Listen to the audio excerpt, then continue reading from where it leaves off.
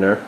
Craig's got the axle in his hand. We got the spacer for the right side on the axle.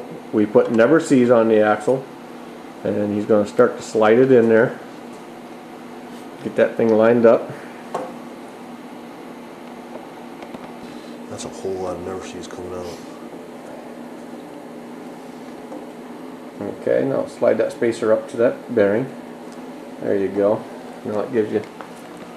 Okay, now you got enough axle through there. You've got the other spacer up on there. Now he's going to support his wheel. Push the wheel up there. Got your axle on, your spacer on the other side.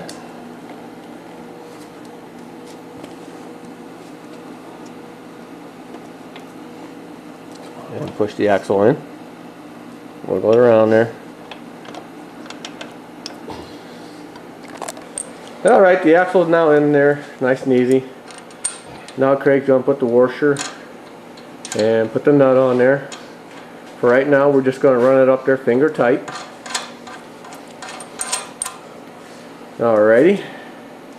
And now we'll come back over here to the other side. And got a screwdriver down in there to hold that. Just finger tight, that's good for right now. That's good. And next thing we're going to do is put the axle,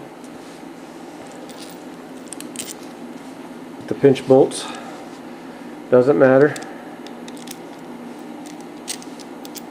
And we'll put that up in there.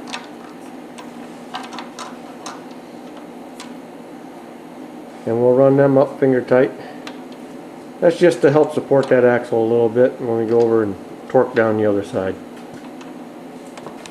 Alright, we got the 7/16 drill bit in there all lined up so Craig can hold it down. And he's going to take the torque wrench. He's going to torque it down anywhere between 50 to 55 foot-pounds.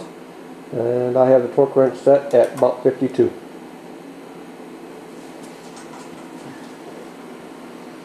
Keep going, boss. I'm spinning.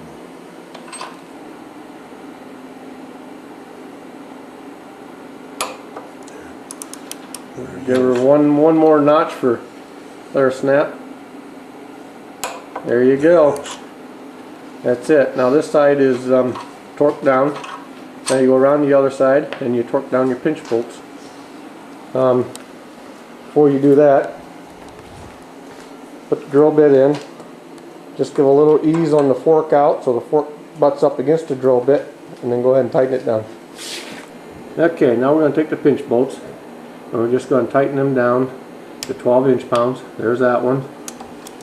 And go up to the front one.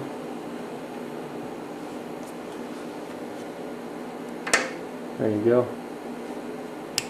That's it. Now, what you want to do is when you put that on there, make sure that your gap between the holder and the sleeve are about the same distance apart. If one's real thick and you got one real thin as far as the gap spacing, redo it and get it up in there right. Alright, now there is the 09F wheel on an 03 V-Rod without any modifications done to the fork sliders or the wheel hubs. It was a straight bolt on. To prove it, now we'll put the calipers on there and we'll show you how the calipers line up. Okay, as I said, I'd show you. I'm going to zoom in right here. Kind of hard to get right there where the tire is, but she's dead center on the caliper where it needs to be on both sides.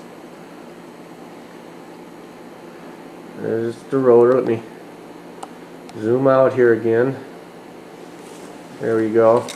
There's the rotor. There's the caliper again. Alright, so there we go. Now we know that we're dead centered. You come over here, you do your brake caliper, and you take and you put your two bolts in. When you get them in, you want to start with the bottom one first. The bottom one is the short bolt.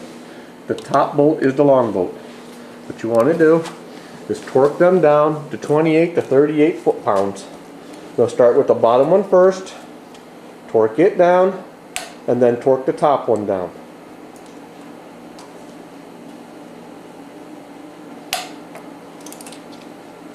We'll come across here to the other side, and we'll do the other side.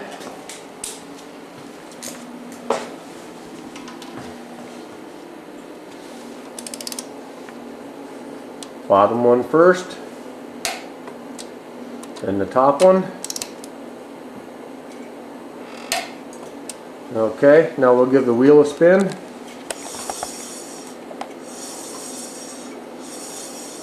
Okay, she's spinning. We're just putting this in for right now because I'm going to wind up changing those calipers out to chrome ones and I'll have new pads put in there. So don't forget, before you even bother to take off, the wheel is on, your caliper's on, everything's snugged down. Grab your front brake lever, pump up your brakes so when you take off you have brakes. There you go, I got front brakes. Go ahead, try spinning the wheel. Boom, she's locked. So I let go, there she goes. So there you have it. That's the change out on the front.